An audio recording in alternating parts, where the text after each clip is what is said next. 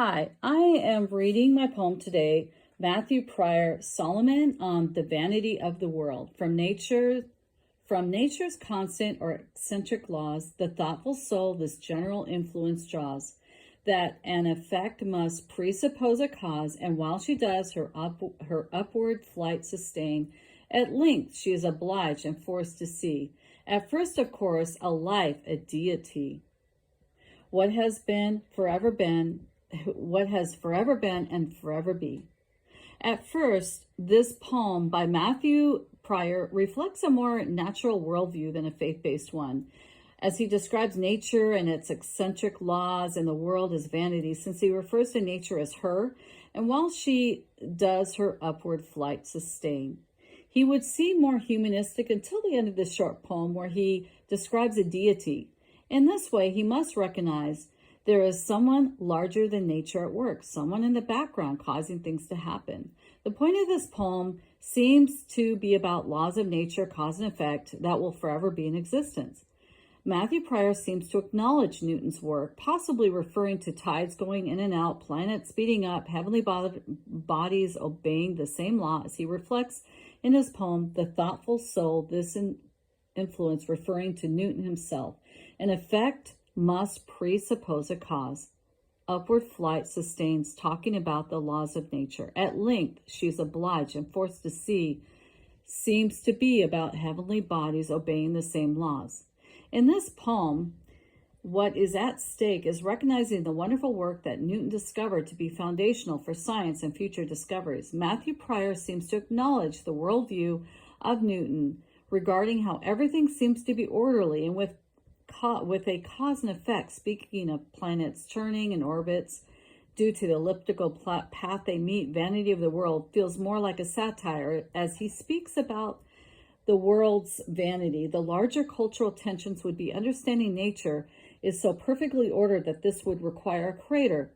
However, no one has challenged Newton's discoveries, but only sought to rename or describe nature as a person, rather than realizing nature is only created to reflect its maker. However, in consulting ChatGPT, there is a deeper meaning to this poem. Matthew Prior was emphasizing the vanity of human pursuits. While humans may uncover grand mathematical laws, they remain bound by decay of life and matter. This might lead into more contemporary discussion of scientific determination versus human limitation. So this poem is more about human nature. Like sound waves which dissipate over time, so does fame, power, and wealth. We remain a subject to universal impermanence. I chose these objects to represent the poem. First, there's a globe, which represents the world, which is always turning, which symbolizes constant motion of time and change, as well as human struggles. I chose a book on prayer because prayer extends beyond walls and transcends physical, material limitations, as in, at length, she is obliged and forced to see. I chose a lamp, which is a metaphor for divine guidance and wisdom. This is what I thought of when I read From Nature's Constant or Eccentric Laws, since light is a physical process of a form of electromagnetic radiation produced when atoms release energy. I chose an amethyst, which is a rock whose crystals formed when atoms are arranged in repeating patterns, just as in the poem, touching each length of the continued chain. I chose the Holy Bible because it holds the secrets of the world, nature, our purpose, and the Creator. In Job 38:4, which is a quote inside this book, directly from God, "Where were you when I laid the earth's foundation?"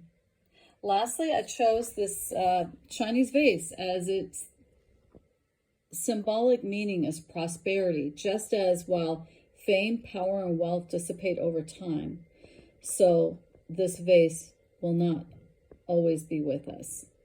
Thank you.